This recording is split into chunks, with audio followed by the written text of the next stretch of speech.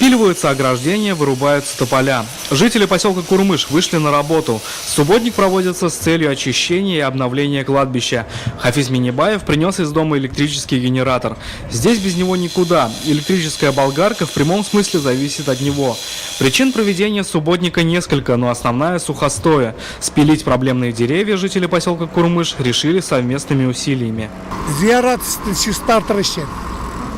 Здесь идет очистка кладбища. Тополя со временем стареют, и проблема в их листьях. Они падают, а на самих тополях гнездятся вороны.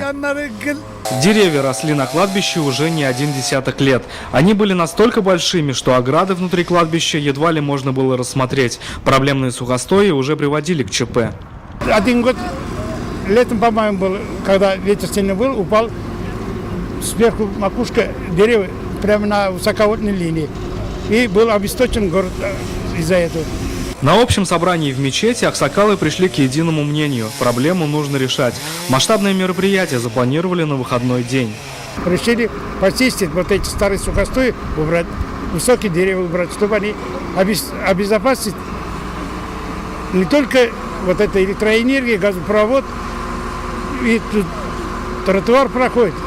Люди ходят постоянно. Вот эти сухостои может упасть в любое время на любого человека.